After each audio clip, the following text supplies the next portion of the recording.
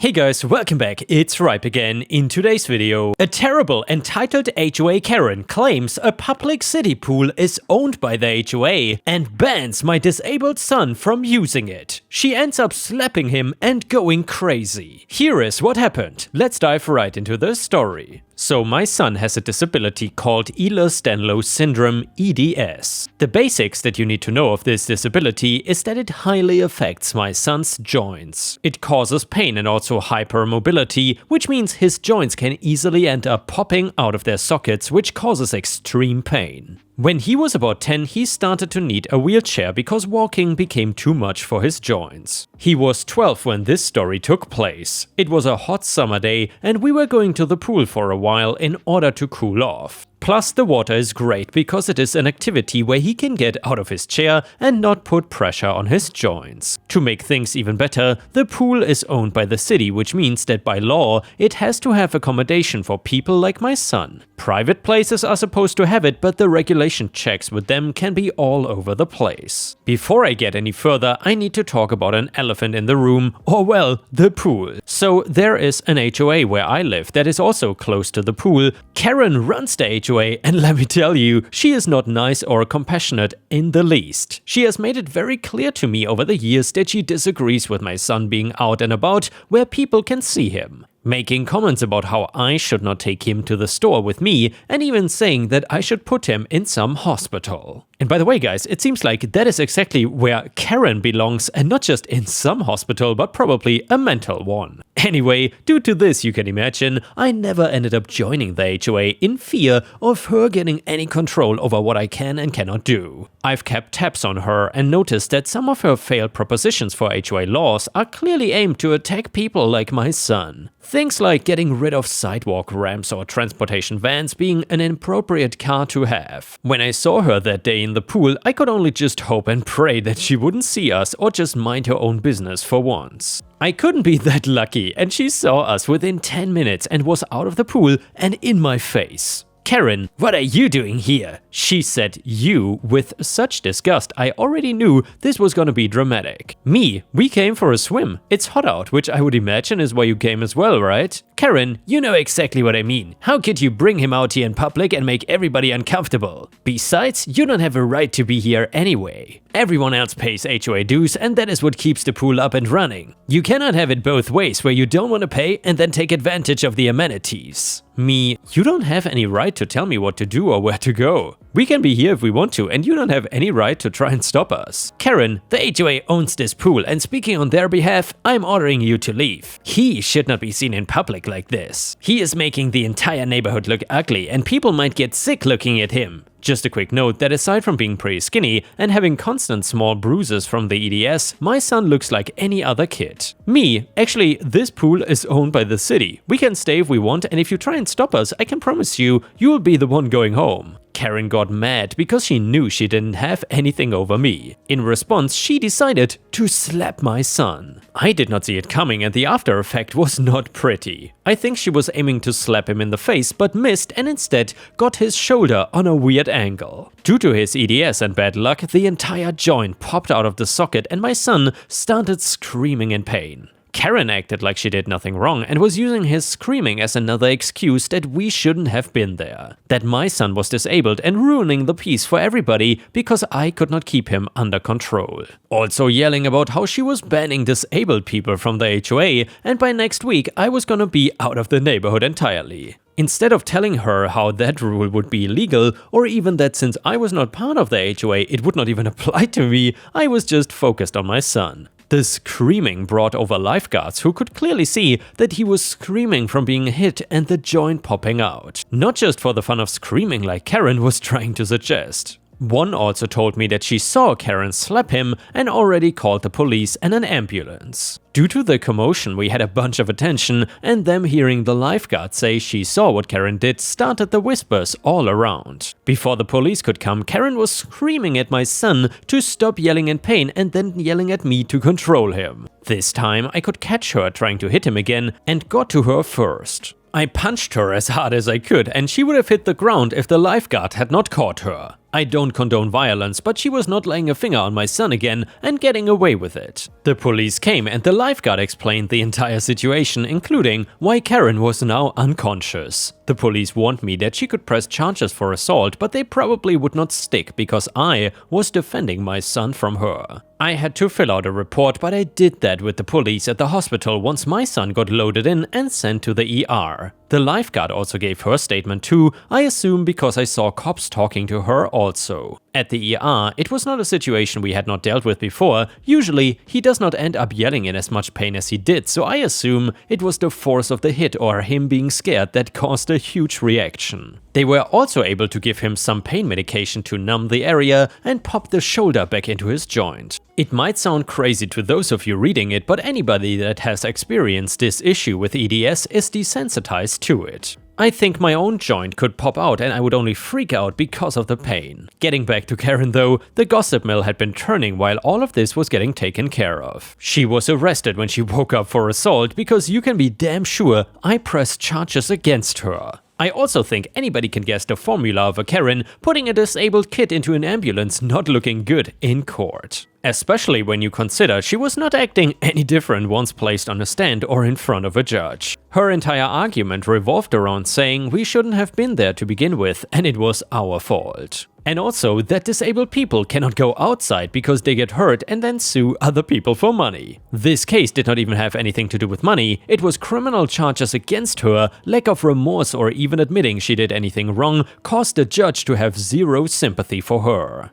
Instead of taking a plea deal that would have gotten her a year, she ended up getting 3 years because she insisted on going to court with it. And yeah guys, honestly, I'm happy that Karen got 3 years, but I wish she had gotten even more because anyone who slaps children really deserves the worst. And by the way guys, if you haven't already, please don't forget to like the video because that will really help me tremendously since lately YouTube is giving me a hard time again and I'm trying to counteract that with more likes on the video. Thank you so much in advance. And the next one is titled Grannies Shakes Hands with Karma. Posted by user NYBoricua on r/ripe stories, our own subreddit. So this is a short story, but funny and just happened today. So I'm a 50-year-old physically disabled woman and live in a southern state of the USA. My disability is semi-invisible, but when I'm having a flare-up, I need to use a cane. Due to my disability, I have government-issued handicap plates. However, if I'm having a good day, I will park in a regular spot.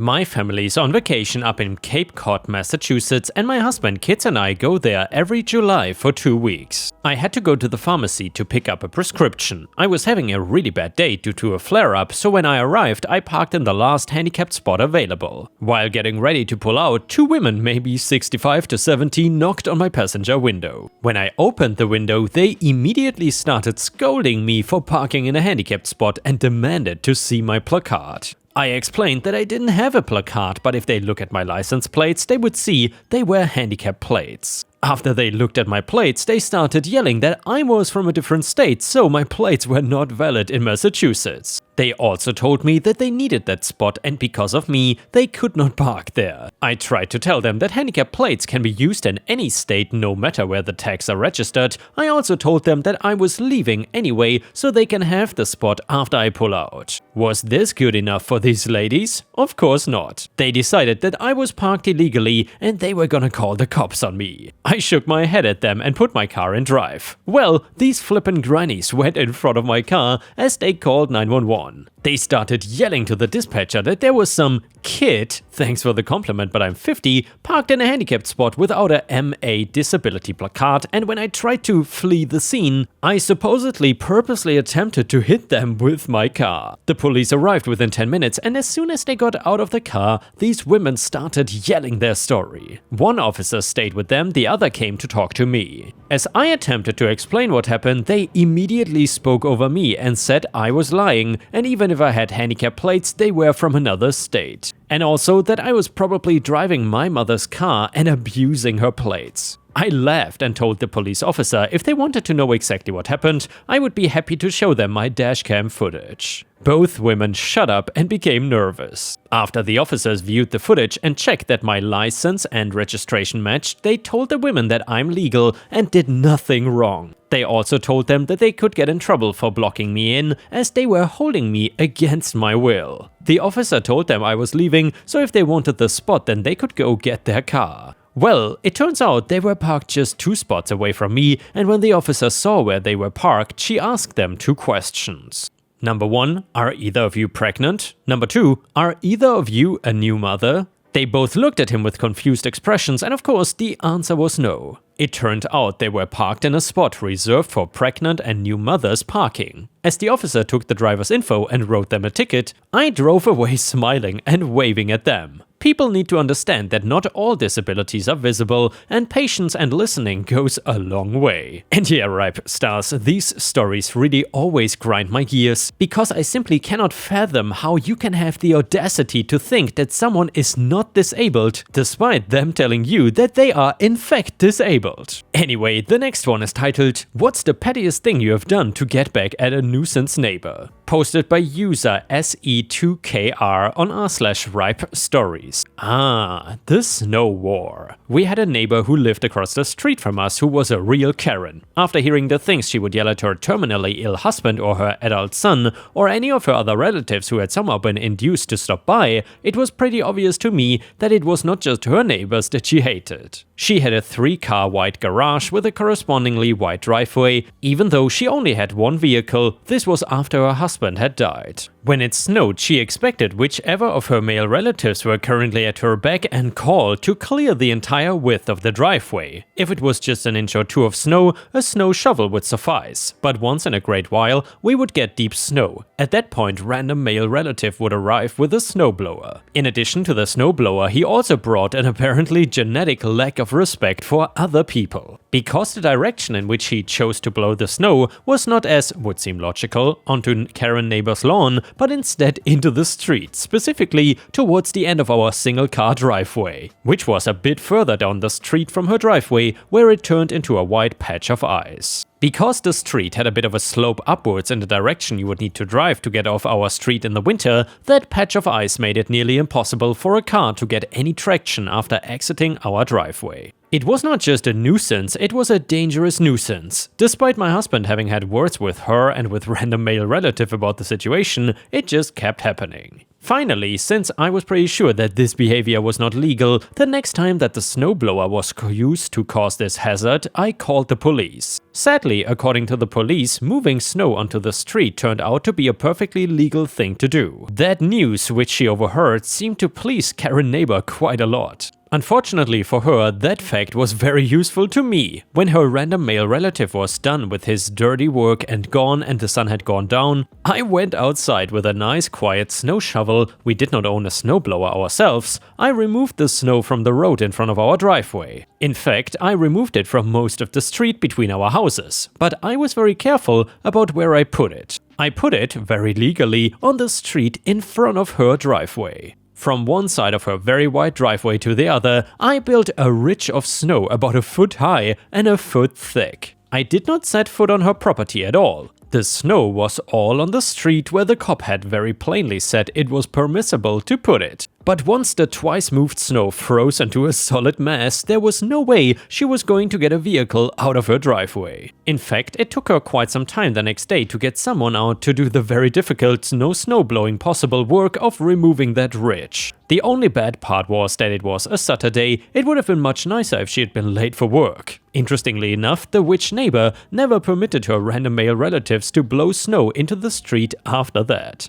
And yeah, that was a brilliant revenge. I would have never thought of that, to be honest. But then again, if you live here in Thailand, it's kind of rare to get snow, or more like it's impossible. Either way, the next one is titled Time Theft Revenge. Posted by user Evil Tiny Wolf on r/Ripe Stories. So I've seen good bosses, bad bosses, customer Karens, and parents who think retail employees are babysitters, but in my opinion, the worst Karen is the one who controls your paycheck. So for me, I worked at a store with several positions that were granted the title of manager. Store manager, assistant manager, and then there are 2 department manager positions that were confined to their own areas, and 2 customer experience managers where you were overseeing people. I had been a customer experience manager CEM when Karen transferred to our store, but had gotten promoted last year to a department manager position. This in itself would not have been a problem, but Karen had not promoted anyone to take my old position and had not shown any interest in hiring someone new for the spot either. It quickly became clear Karen just expected me to continue to do my old job requirements in addition to my much more labor-intensive position. My health started failing due to the constant stress and workload being left to me.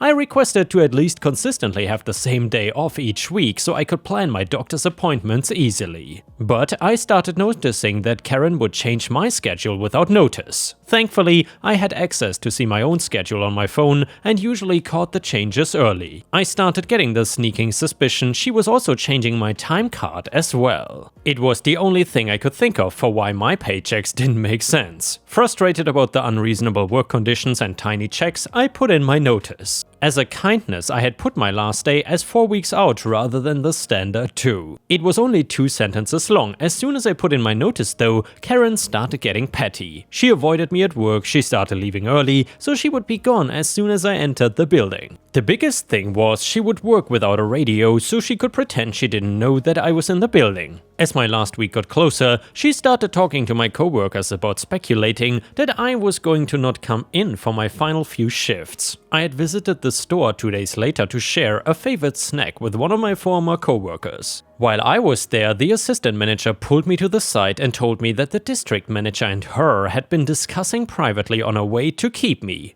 During this conversation, she told me that Karen had not been consulted on the matter and that the district manager considered my leaving to be a loss to the company. She gave me his phone number and encouraged me to think about it. Here is where the revenge starts. I had previously wondered if someone had edited my timesheet so as to not pay me as much overtime as I had been owed. So when a coworker had told me that Karen was telling people I was not coming in for my shifts or trying to pretend she didn't know that I was in a building, I started taking screen captures of my time card each day and comparing them when I went into work the next day. My last day, Karen told a coworker that I had not come in for my last shift, but she had told Karen that I'd been in my department for the last 2 hours. That night, I asked that same coworker to stay with me a few extra minutes after I punched out for the last time so I could have a witness as I printed the screen capture of my final time card. It had everything for the whole week documented. Total hours 38.52. Minus breaks the hours to be paid was 37.4 for the week. I printed it as well as my last 2 pay stubs before we left. When I got my last paycheck, I looked at the hours worked, 36.28. Basically, someone had taken my final payment and subtracted my breaks twice. By itself, nothing worth fight too hard for. It was only slightly more than an hour of pay which would need to be taxed. However, I had taken a screen capture of the time card. It showed the clock in and clock out for each shift and each break. So I called up the district manager and left him a voicemail. I told him that I had documentation that the time card had been altered and had made sure I had a witness when I printed my documents. This was a level of petty I had expected, but I'm still disappointed to see. Literally a minute later, I had a call back. HR will be reviewing all edits to the time cards for every employee for the last 5 months.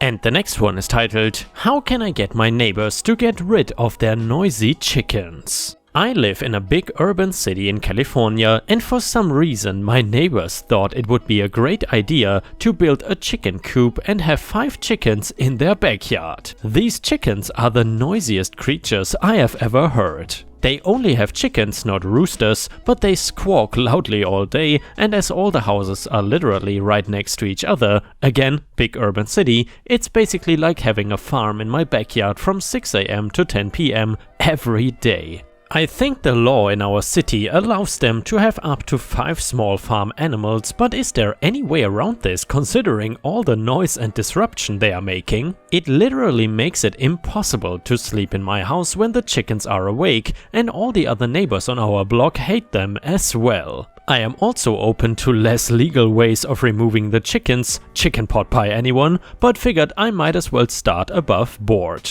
And a comment said, sorry if it was unclear, they have 5 hens and no roosters. I just looked it up, apparently it is legal to have 4 chickens, but they have 5. I also think that their coop is not up to code because it has a mesh front. However, not sure who to report this to or who the proper chicken authorities are, but I will work on that. Unfortunately, the chicken ordinance for my city does not address noise, but we've been recording them with timestamps to show how loud they are at different times of the day. So maybe they are in violation of the overall city ordinance. Still not sure what we can do with that info though. Update to the story. I posted this about 3 years ago and it got very little attention, but some people did help and for that I was and am super grateful. Plus I figured we all like update posts and this situation of chicken warfare is finally resolved. To recap, my neighbors had 5 chickens that would squawk at ungodly hours of the morning and night. They were actually my parents' neighbors. I was crashing with them over the summer and have since moved out. We did contact the city who came and determined that they were up to code, but the neighbors assumed it was us. My parents had been pretty vocal in the neighborhood about not liking the chickens